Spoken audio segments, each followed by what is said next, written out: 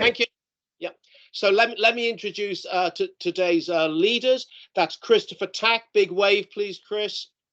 Thank you. Chris is a clinical specialist physiotherapist, digital lead for AHPs at Guy's and St Thomas's.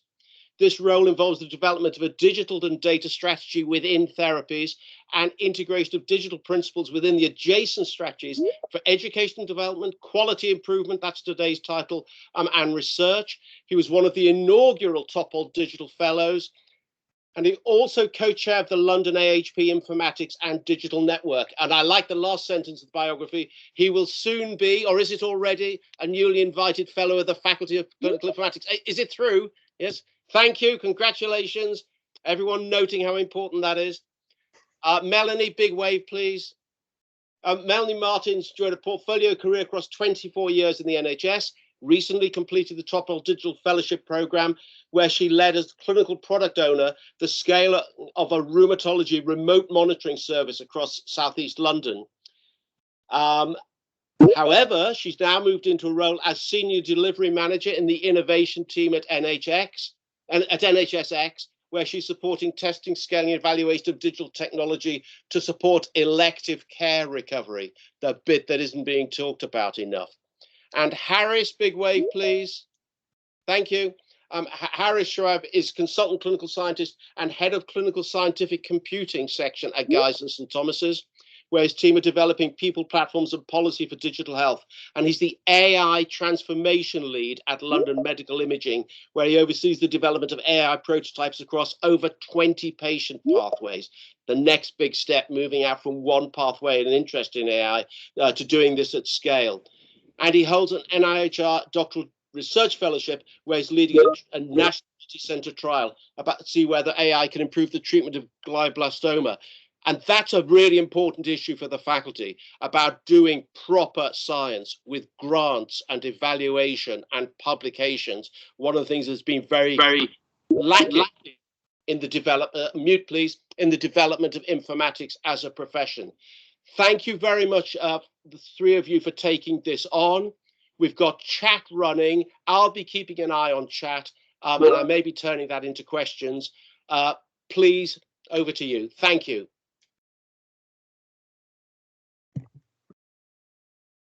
Great. Thank you for the introductions, Jonathan. Shalane, can I ask you to maximize the slideshow?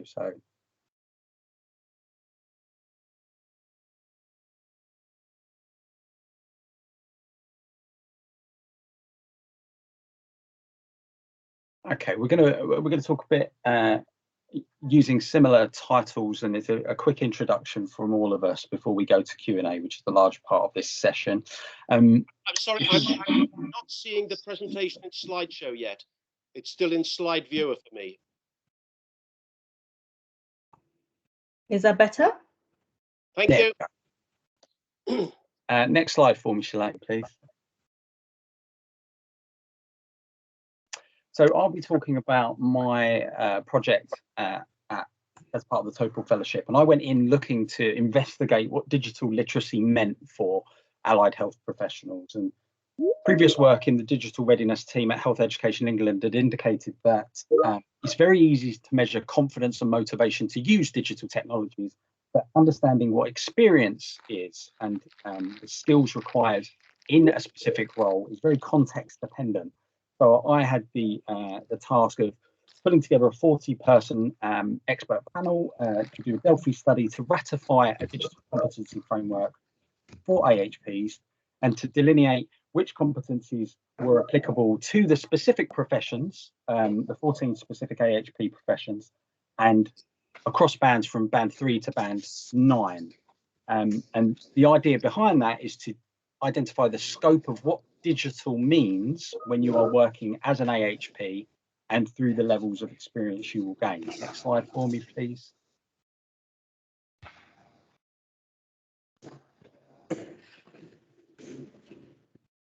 Next slide, thank you. So what I found valuable as part of that Topol program is really, I mean, I was asked a little while ago to pick one word to describe the program as part of a piece of promotion for the program that we've been asked to do. And my word was people. But to elaborate on that, I found that the digital ecosystem and working within digital is very vast in healthcare, and every individual who works in it is both part of and reliant on a system of networks and a system of groups of people. In the middle of the graphic here, you can see the inaugural Topol Fellows in cohort 1 and the different groupings of people that I had interactions with, and there's more besides. And really the program gave an opportunity to be in a room with like-minded, extremely highly competent individuals towards the end of using digital and data to enhance quality of care. And really I learned over time my place in that system of networks and how to use and benefit others and gain benefit towards the greater good of improving quality of care. Next slide, Shuaib. And so where are we now? I was successful in completing and publishing the AHP Digital Competency Framework, which is now readily available on the HE website. Thank you for the claps. That has led to a fantastic piece of work that I'm embarking on with a few people who are on the call, actually. So I'm doing some shout out to Pippa McCabe over in Northern Ireland, Ewan McComiskey, who's the lead for digital and data at the Chartered Society of Physiotherapy, and Alex Wilson, who happens to be the co-chair of the AHP Specialist Interest Group at the FCI, alongside Dr. Leslie Holdsworth, who's the Scottish lead for digital healthcare. And we have pulled together a survey. We had 851 respondents, and I'm currently analysing where people self-rate across the entirety of the framework, and interesting findings that will be published at a later date to guide workforce development.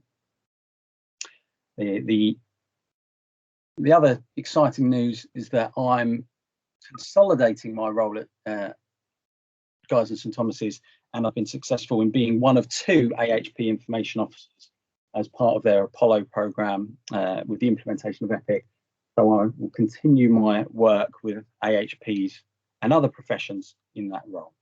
And I will hand over to, I believe, Harris. Fantastic. Thank you, Chris. Thank you, Jonathan, as well for the introduction.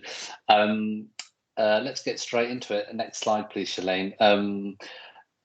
I'm going to talk a little bit about, in the same vein that Chris had, about what the initial project was. And it says initial for a very good reason, because as the nature of these things are, it obviously evolves the more you progress and the more you develop. The initial pitch, the initial project for my Topol Fellowship was to create an AI MRI service. What that essentially meant was that I wanted to build a system, design a service that leveraged the data that it was collecting as part of routine operation. At a large institution like Guy's and St Thomas's, we have a, sorry, I'm getting feedback. We get, what was I saying? At Guy's and St Thomas's, we have a large imaging estate, which creates a lot of complications when it comes to managing the imaging service. So at our institution, we have 2 manufacturers of MRI machines, and they're spread out across 3 hospitals. There's more than 7 now, because this slide is 2 years old. It's approaching 10 clinical scanners. We have about 600 imaging protocols, and that's 6,000 MRI imaging sequences. And that presents a challenge to the radiology department when it comes to optimizing the imaging service, because it's a task of optimizing 6 million variables. And so the reality of imaging or image service optimization is one that is sort of ad hoc, and it follows the philosophy of, the squeaky wheel gets the grease.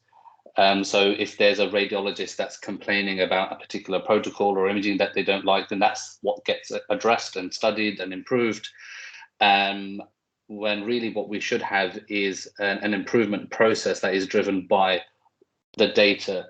And so a component of that that we wanted to help solve was around image quality, right? So we wanted to reduce the number of patients that were being recalled because the initial exam had poor image quality in MRI. And so we got some additional grant funding from the Guns Thomas's charity, and also we got some very clever PhD students to build a machine learning model that was able to grade the quality of images according to a scale you can see on the top right-hand corner, and in fact would then create a quality score for that image overall, and it would be fed back to the radiographer within a second of that image having been acquired, informing the radiographer whether or not they needed to repeat that scan. So this system we've only just deployed, and so we're beginning to capture some of the outcome data and the performance metrics. But the initial modeling suggests that if it were successful, we would be able to capture about £100,000 worth of value per year in terms of reducing unnecessary repeat acquisitions.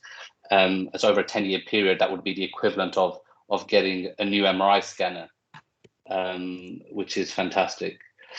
But in the course of doing this work, I realized that there were a lot of gaps in the adoption and deployment of AI as a technology in itself. And that led to more work that I'll touch on later. Next slide, please. So if I were to select, what I found most valuable, it would be the same as Chris, right? And I think Mel touches on a similar topic as well, which is, people and the network and the other fellows, particularly having such a breadth of disciplines to seek advice from, to consult with, has always been incredibly valuable. But in order to give you a unique insight, the other thing that I found incredibly valuable was the eye-opening training day that we got from the guys at Public Digital who had set up the government digital service, right? Because I felt that it was an incredibly pragmatic story with lots of lessons about making change in an otherwise bureaucratic and difficult organization. They did it in the civil service, and we were trying to do something similar in the NHS. And Chris is waving the book around. And related to that, and more specific to my domain, was discovering some of Andrew Ng's work from Stanford around AI transformation in general, not specifically to healthcare. And I tried to basically combine both the ideas found in the Digital Transformation at Scale book by the guys at Public Digital, as well as the work from Stanford from Andrew Ng, to set about transforming Guy's and Thomas's into an AI-enabled hospital. Next slide, please. There's a lot of images missing that should be on this slide. And I don't know where they've gone. So I'm just going to pull them up on my screen so I can talk to them at least. So it's what started off as an AI MRI service transformed into trying to make an AI hospital, following the playbook from Andrew Ng and combining the thoughts from the Public Digital guys. And it started with using the MRI service simply as a pilot project to gain momentum. And we actually then expanded beyond the MRI service, and we piloted a head CT algorithm for intracranial hemorrhage and lung nodule detection in chest CTs. And through our experience, we then moved on to the next step, was to build an in-house team, which you can see on screen. So that's clinical scientific computing, which was a new team set up within Guy's and Thomas's, and they leveraged the experience that they've got through the pilot projects to then build up a system that could deliver value not just for radiology, but actually cross directorates into oncology and surgery as well. We took what we learned and we shared it with NHSX. And so if you open up the Buyer's Guide to AI, you should see an assessment template that we had largely written and is now disseminated across the NHS, across the country, which I think is a fantastic output. And then as we started rolling out some of these pilots, we realized that there were some technology challenges around the deployment of AI. And so we had a prototype AI orchestration engine that we had developed at Guy's Thomas's, which had received funding from the London AI Centre to be industrialized and rolled out to its collaborating trust. And so now we're working with 10 hospitals across the southeast to facilitate the deployment of AI in a way that's more technically feasible. And one of the other things that we've been working on is teaching and training. So we've been collaborating recently with Health Education England about how do we take the model for our team, clinical scientific computing, and how do we scale that up across the NHS such that we can embed data science and AI training into routine clinical training pathways. Thank you. Over to you, Mel. Thank you, Harris. I seem to also have a copy of that book sitting on my shelf. It's a popular one. Next slide, please, Shalane.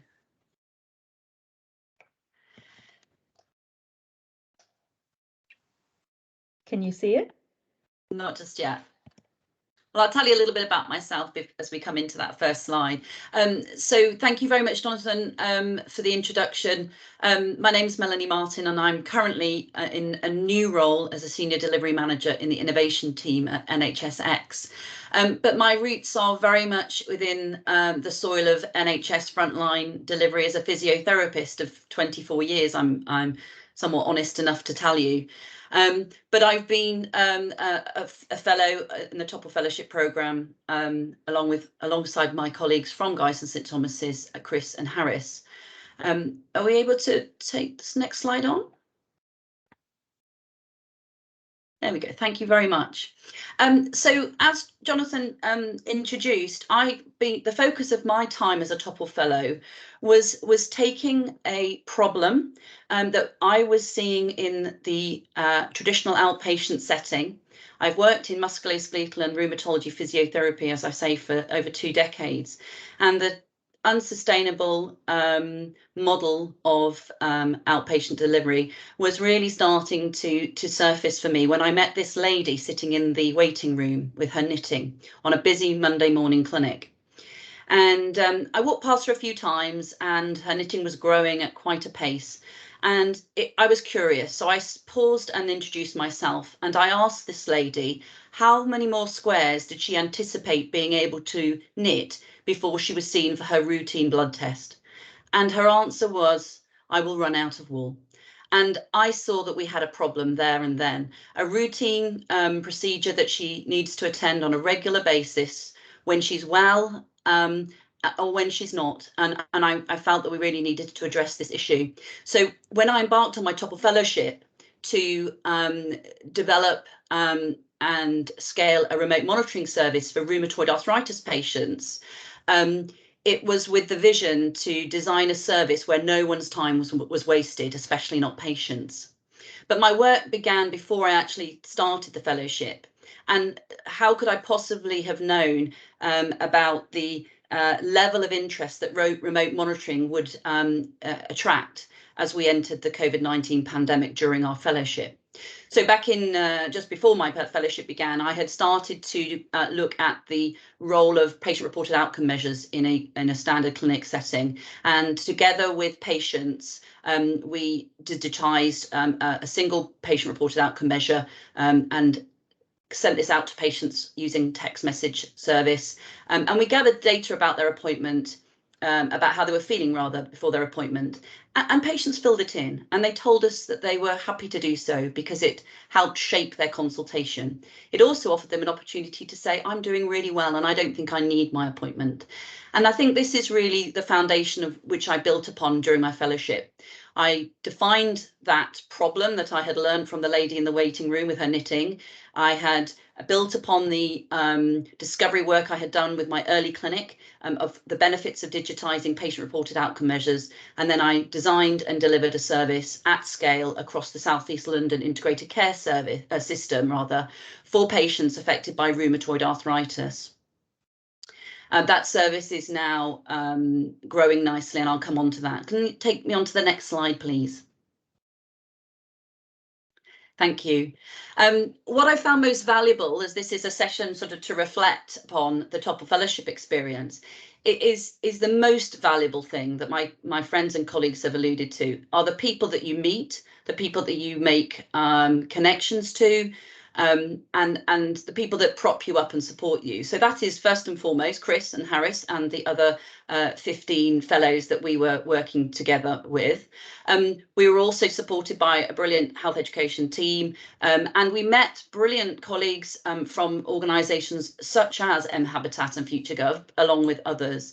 And it was really the first time that I had been given the gift of time to go out of my work environment and meet people such as these. Secondly, the networking. It was them joining up the dots and having that second conversation with people that was really, really enriching of my experience.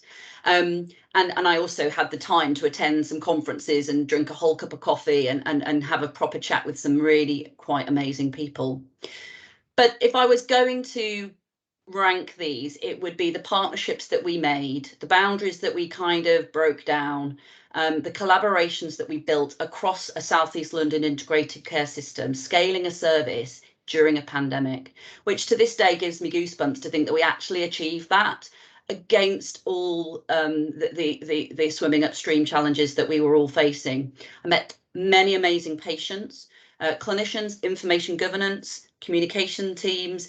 We created a new post and appointed a lady called Emily to a digital coordinator's role. So we're looking at that workforce transformation piece there. And I got to visit and interact with 3 trusts, 6 hospital sites, charity partners, the Academic Health Science Network, a design agency, and really those were the 3 most valuable things I took from my fellowship. Last slide for me, please. Thank you. So where am I today? Well, where is my project? Where is the service? Well, it's scaled to 6 sites across South East London, and really almost, as she says, the most exciting thing that we are undertaking now is we're evaluating it. And that's important. Close the loop on the experience of designing a service with patients, now get it evaluated by your patients.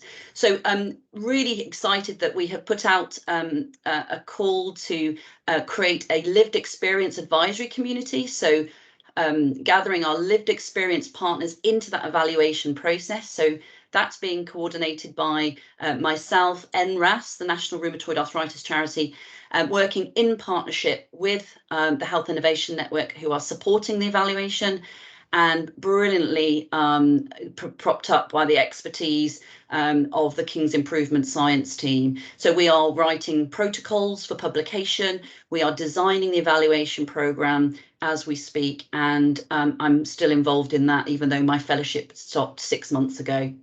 But my day job has changed also. I now work full-time as a senior delivery manager in NHSX.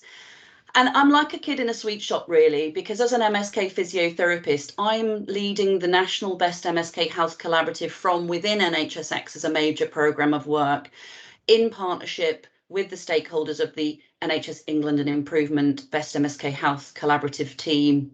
And we're working at such pace. We are, again, going out to regions and listening to what they and their patient partners are telling us about the challenges MSK services are facing in terms of recovery. But it's an incredible place to be, and I wouldn't want to be anywhere else right now. But what's ahead on the horizon is I'm pleased to say I was successful in achieving a place in cohort 4 of the Digital Academy.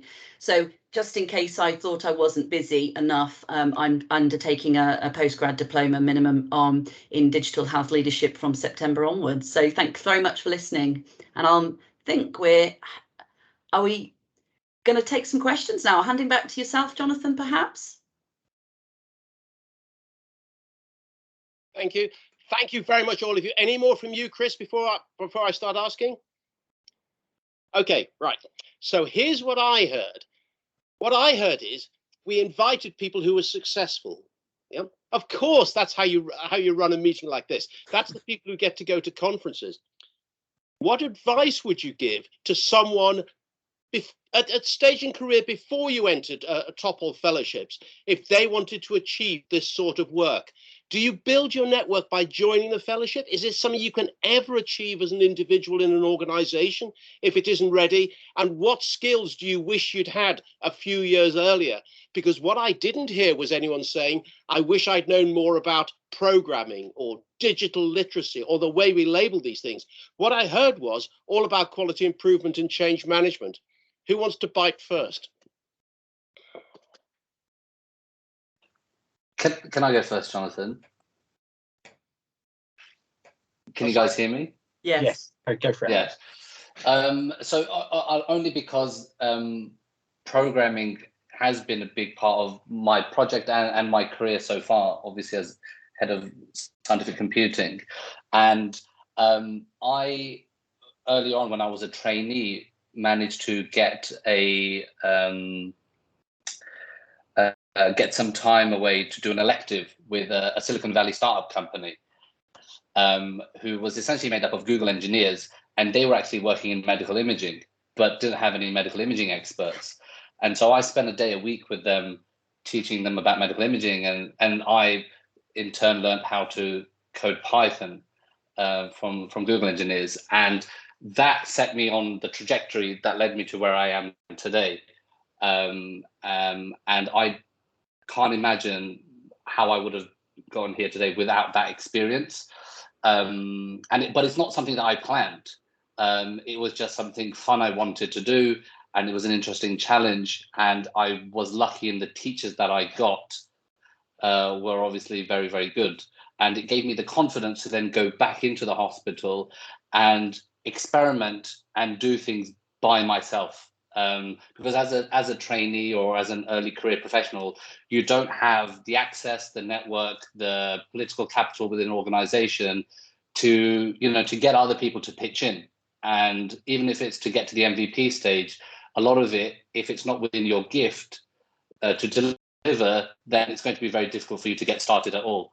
And I felt, for me personally, that was what allowed me to get to this stage, the ability to deliver an MVP because of the skills that I learned incidentally by sort of going outside of my organizational boundaries. Yeah. Chris, you're nodding on that one. What would you add? I mean, I would love that. I would respond in saying that there's no such thing as an incidental skill. All the skills that you gain from having these interactions with lots of like-minded people are what support your development into doing this type of work. And to your question, you can do this type of work in the background. We have a huge driver this side of the pandemic to facilitate change, and it's the world has never been more ready. The healthcare world has never been more ready for this type of innovation.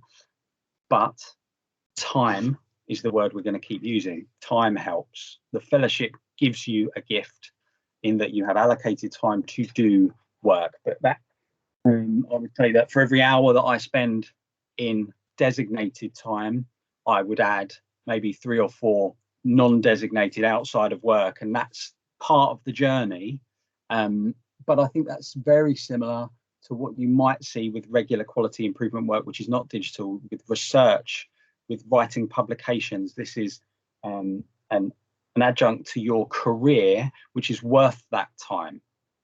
So I would add that. And for skills, change management, certainly, communication, but pitching, summarizing quickly, passing off your objective, your aim, your solution, and doing that in a translatable way for others who don't understand the digital space. That's an essential skill.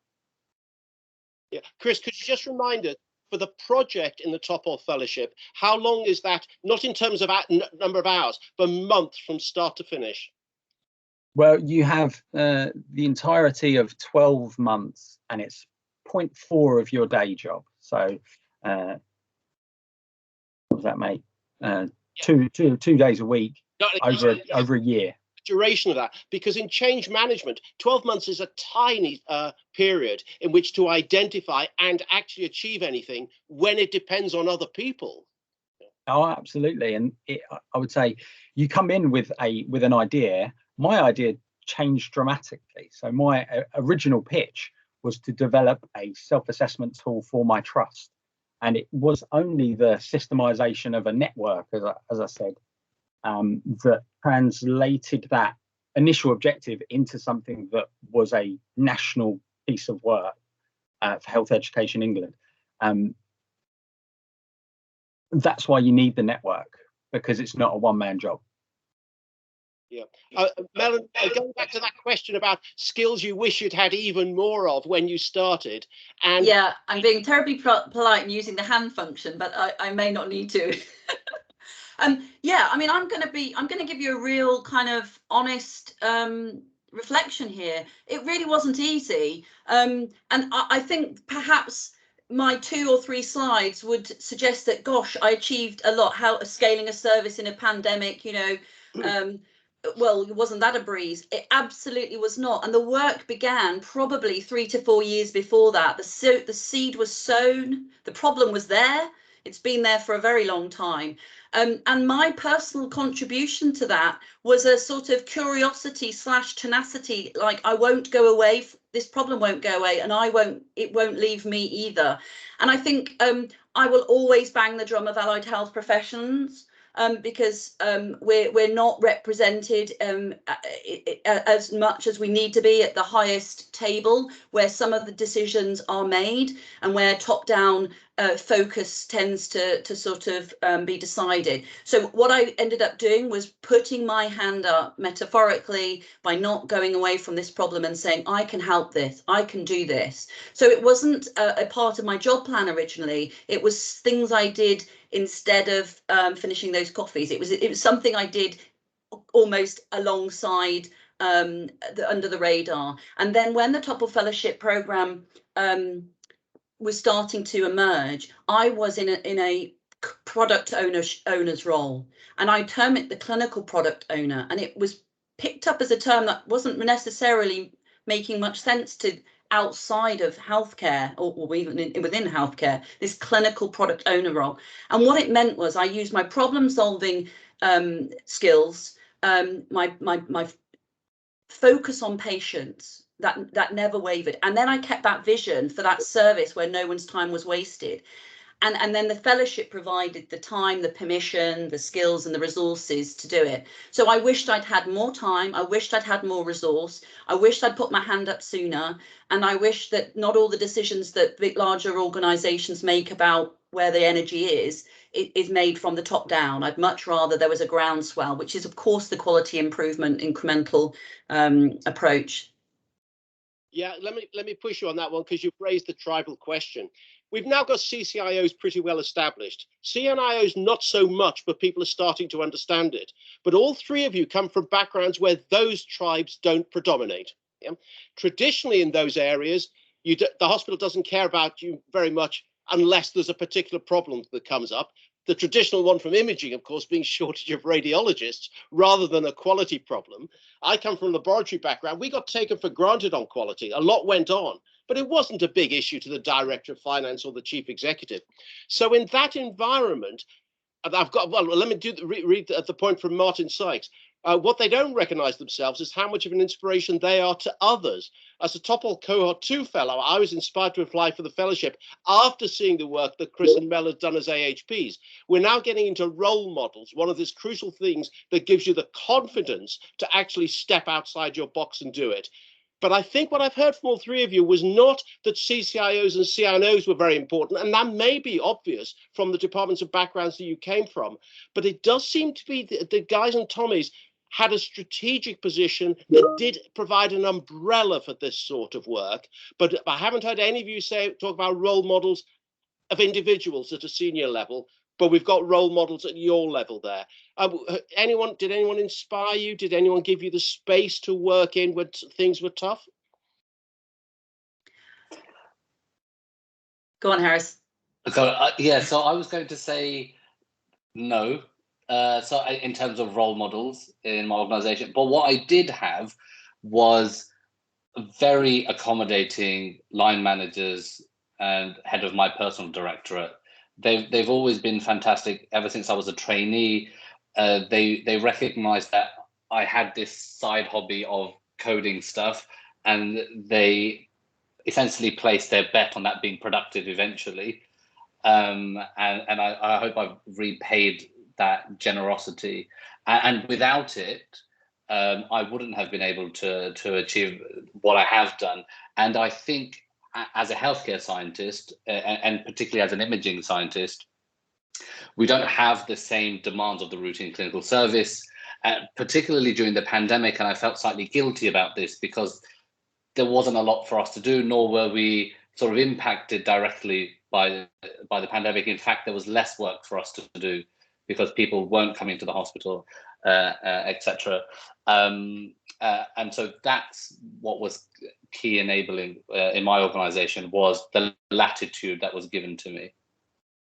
Can I come in and say that my influences have been, shall I say, somewhat external to the organisation in which that I have grown up in, really, been 20 plus years in the same organisation. I had the absolute pleasure of going to visit the Virginia Mason Institute in Seattle in 2019, just around the same time as the Topol opportunity arose.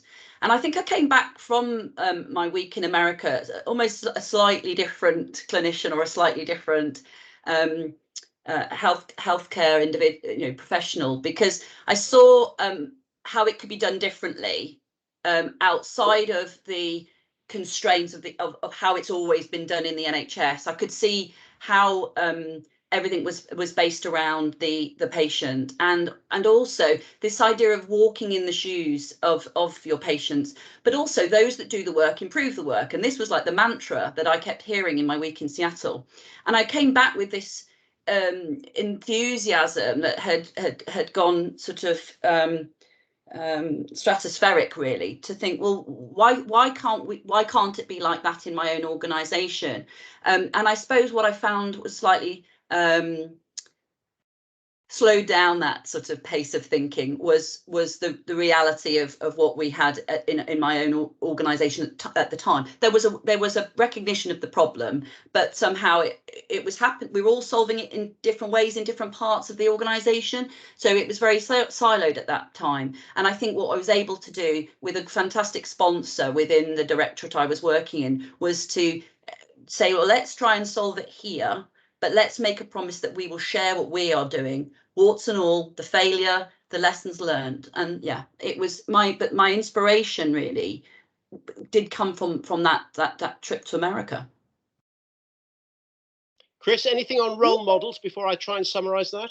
Yeah, no, I would add just my position was very similar to Harris. I think I had the support and guidance of the local leaders within my profession at Guy's and St Thomas's, so the head of physiotherapy, the chief therapist, and really what they did was support me by giving me freedom to investigate strategy, investigate how we can facilitate change, with one eye at looking at the CCIO and the CNIO, who I have a relationship with but was slightly separated from. Now that in the future is going to become a lot closer, particularly in line of our Apollo program for that's happening at Guy's and St Thomas's. But really, role models, I mean, you're surrounded by them. And if you get to Helen asked a question in the chat directly around social media and Twitter, and yeah, you find yourself in an echo chamber surrounded by these people who are inspirational. I would say Martin's work, I was reading through a couple of weeks ago, and he continues to inspire a number of other people, including me, with the stuff that he's doing as part of cohort 2. So the leaders and the role models are around, and placing yourself inside that system, that network, you'll be, you won't run out of role models because there's enough of them out there. Okay, so what I've got there is crucial importance of heads of department, divisional directors at that level, and giving you space. And that's really the same as saying we'll carry a bit of risk on this because there's something important to achieve. Thank you for the nods on that one. Didn't get a strong answer about CCIO, CNIO, chief executive level, but I think there was something there about deputy CCIOs and the team appearing across the organization. And that's one of the areas where the core competencies, the faculty is very interesting about whether those building blocks can be shared across a team rather than held by individuals. And I can easily imagine that one happening. But one other big one, which is in pure science, is everybody knows just how important this is stepping outside, in one case into an industrial setting, in other into an academic setting a third of the way around the world. That gives you the distance and you say, oh, look at my organization from this distance rather than from within it, about how to do that. Of course, exchange has been difficult this year. We're losing things like Erasmus, although we're in Horizon, but getting those experiences early on. I was just telling some of my students the other day, I've got a filofax of things I learned from a visit to Denmark in the mid-80s of what I was going to achieve in my career, including the sections that I never did. But that's stepping outside the sausage mill of jobs in order to give you space to do it. And I suppose the third one is within the Topol Fellowship itself and within the alumnus network as develops. You're all nodding, but I'm going to give you a harder one in a moment about the quality. There's a question from Prema about the fantastic program. Let's get the URL for the Topol Fellowship into the chat, please, somebody, before the chat closes to make sure we can pick up on that. Right. Here's where it gets more difficult. The first bit is directly for you, Melanie, and then it's going to come for everyone else. And that is, you think innovation's hard, you try doing transfer of good practice once someone else has innovated. That's much harder. You're sitting in NHSX now, Melanie. Are most of the innovations that we need already out there somewhere, but we're not identifying and transferring them? Yeah, or how much does extra innovation actually add? Where are we in this sort of maturity? Great question. It's a tough one. I mean, I'm going to give you an insider's perspective of 3 months, and I am in the innovation team, and our team sort of is positioned all the way along the pipeline as such. So I'll give you the sort of early promise products. So this is more than an idea on the back of a cigarette packet, but it certainly isn't yet established. It hasn't gone through all the regulatory hoops to be used in the NHS, but it's a great idea, and there is a forum to sound those ideas out and say, look, is this product going to solve a real world problem? Because if it's not, you can stop that and move on. It reminds me of a video clip that I would suggest you go looking for on YouTube, which is this design agency called IDEO, where they've got a shelf full of products they made that never went to market because they failed, and they keep them there to remind them what failure looks like. So that's worth looking at. I'll see if I can drop the link in there. But back to your serious point. I'll tell you what I do, and then you can decide. Essentially, I'm really focused in that part of the innovation pipeline where you take a tried and tested solution. It may be working really well, showing good impact in one provider, one acute trust. And what I want to be able to do is to use the learning and spread that around and say, look, if we offer that out to 20 more trusts, would we see the same? Could we grow that learning, that evidence base, and then we could say that that's worth scaling at sort of a national level. We saw that with the very beginnings of the COVID pulse oximetry virtual ward environment last March, April. By the second wave, we were live across 95. We've got something 95 plus sites offering a COVID-19 virtual ward with home pulse oximetry, etc. So is there enough innovation out there? There is a lot out there, but they're all at various states of maturity. And the way that we show what's really working is through, for example, the digital playbooks that NHS are co-creating with those that are trialling it out. And we want to be able to scale what's already out there. We don't want an app for this and a portal for that. We don't want patients to have different gadgets for different problems. We know they've got comorbidities.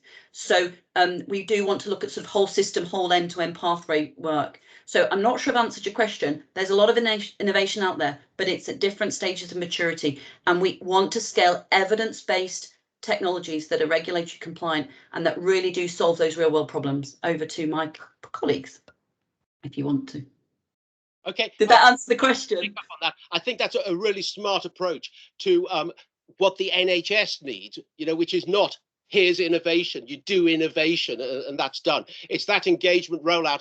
You didn't mention the role of suppliers in that. So laboratory medicine, analytical platforms, you know, completely transform every decade. But in most places, that's because you buy the new one. Yeah. So there's a loop that's gone out to industry and back. And that's where you bring it back. Imaging is another one. You know, there's no future digital imaging without industry involvement. But that wasn't the tough question. That was the easy question. Here's the tough one. Okay, so we're the Faculty of Clinical Informatics. Yeah, I guess your colleagues don't turn to you and say, oh yeah, there's that clinical informatician. They say, there's that person who improved that pathway or who gave that talk or who measured it. What do we call this landscape? And the tough one is, what's the next thing the faculty should do to make it easier for your successors? We're engaged with Topol Fellowship. We've got grades of membership. We're a professional society. You know, we're not an industrial implementer. What is it that we should be doing next to make it easier for your successors to achieve this sort of success? What should the faculty do, please? Can I take that one first? So I'm going to use a parallel with AI because that's sort of my little world, and because there's two educational barriers when it comes to sort of widespread adoption of AI, and I think it applies to innovative technology or innovation in general. And one is sort of large-scale literacy, right? To make people familiar with the pros and cons of a particular technology and the risks surrounding it. But more importantly than that, it's the executive and the management, right? If the executive and management are not well educated in not only the technology itself, but also the capability of their human resources, then those two things don't get joined up very well. And so I found that the biggest barrier to being recognized and seen as, say, an expert in clinical informatics is actually the lack of understanding of senior staff. And a lot of our digital training programs, whether it's Topol Fellowship or the Digital Academy or even the local London Digital Pioneer Fellowship, is all about moving people from the early career to senior positions, which is great, but that doesn't solve today's problem. And today's problem is that the existing senior leadership have an education gap in the capability of clinical informaticians, and therefore can't exploit them, promote them, protect them, nurture them. And I think that's what should be high up on the FCI's agenda. Yeah, I'll jump in there because, you know, I often say my project was an education and development more than it is a digital project. So there's two things: career development standards, identifying, and these are things that I know the FCI and other groups are working on, but identifying the steps and the standards that you need to meet to achieve that level of, say, associate CCIO.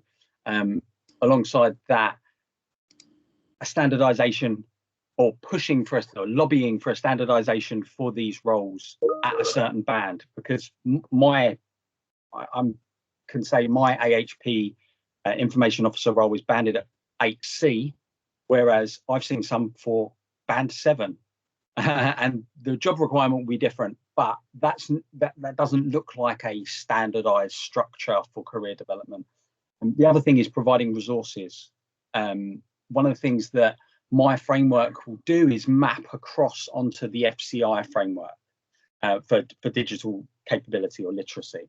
And if somebody can identify, my framework will be built into a tool for Health Education England, where any AHP, hopefully across the UK, not just England, but across the UK, can log in, identify their profession and band, and allow them to self-evaluate their digital competency against the appropriate competencies within the framework. It should then direct them to the resources to upskill. And at some point they'll reach a level where they will have sufficient competency to map across onto the FCI literacy framework. And having that pathway from standard in practice digital skills to clinical informatics is a key step for me. Yep. Thanks. And specifically on what the faculty should do, Melanie, and then I'll pick up a couple more from the chat. Yeah, one of the challenges that I've been recently sort of addressing is being able to convert the impact that we believe, or the assumptions that we believe we're sort of testing when we redesign pathways. How do we translate that into real benefit in terms of return of investment, and sort of doing those sort of benefits calculations at scale? You know, when you're addressing the treasury for how much it's going to cost to reduce the waiting lists for, say, orthopedic elective surgery, or what's the burden of back pain, and if you offered remote first care, it's really translating that those assumptions into the overall benefit back to the system. And I think that's been something that is learning in progress, is work in progress, and learning on the job. And if that was something that was embedded into roles as they develop, I think that would be absolutely really important. So evaluation and thinking about the return on investment. Yeah, thanks for that. So I think most of the questions being answered in the chat. Shalane, can you just put up one on the core competencies there, faculty's core competence, so it matches there. But the additional points made firstly from Caroline Kilduff, can you look into options for mixed careers in training? Yeah. So we have in the faculty a very small number of people who are full-time clinical informaticians, yeah, and over 1,000 people who are doing mixed, call it training, lifelong development. I think that one's recognized. We've got to make everything appropriate. Chris has mentioned mapping of core competencies to HCP specific competencies. The approach with the core competencies is it's a wall of building blocks. It has width and it has height. It's not a threshold model. Do this and you're a clinical informatician. Don't do it and you aren't. But I'd like to add to that the concept of those skills across the team in addition to individuals. We've got a point there about, from Alex Wilson, challenging organizations who are appointing digital clinical posts which don't measure to core standards. Yes, yeah, plus tactfully. Yes, that's a really tough one. But I think a development of job descriptions, I think that's a really important one we can do. I'm a pathologist. There was always a college assessor on appointment of consultants. That doesn't just mean turning up to interviews. It means as those jobs are developed and defined, that you get engaged in doing it. We've got one from Chris on the AHP. Thank you, the link for the digital competency framework. And then the bit I wanted to add was, from this year's membership survey in the faculty, I think the top demand is something about clinical informatics for everybody in their basic training. And if it's in basic training for all healthcare professionals, it can probably be just about the same across all of them. So that's as well as 100% specialists, as well as you people who are doing such wonderful changes in mixed careers, to make sure that the next people who come through have this built into basic training. Very interesting. That was the top priority. That's 27 minutes past. Absolutely fantastic experiences, beautifully shared with us. Thank you. Any last points from each of you, please, as we wrap this up? What single thing has hit you during the last hour? Well, I threw my hand up at that point when it was raised about mixed careers. You did introduce me as having a portfolio career. I had to work hard to go where the work stimulated me. I was interested. I felt like I could add value and what really mattered, I suppose. So I would say that if you look at the career structure of an allied health professional, we do need to redesign that.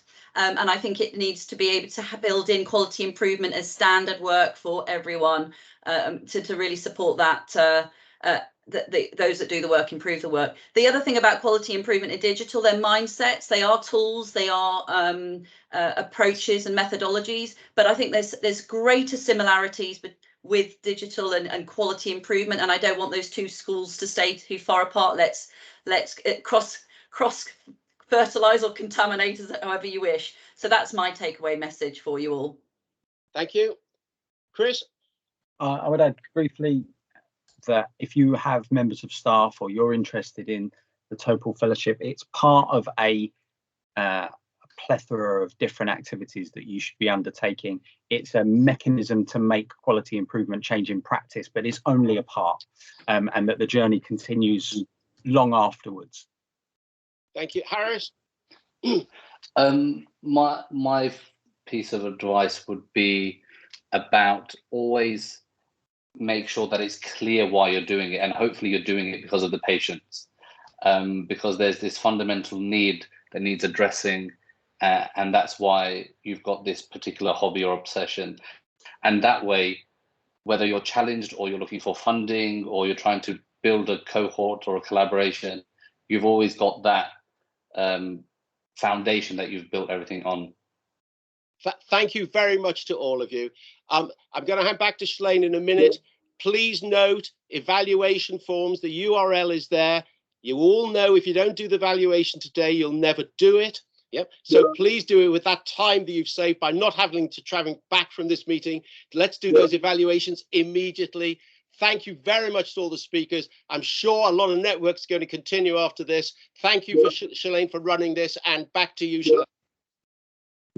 Yes, just to add, the recording will be available on the YouTube channel and faculty website, hopefully by the end of next week. And if you have any questions, please send me an email. And yeah, thank you all for joining, and thank you, Chris, Melanie, Harris, and Jonathan for sharing. Thank you, everyone. Thank you. Bye. Bye-bye. Bye.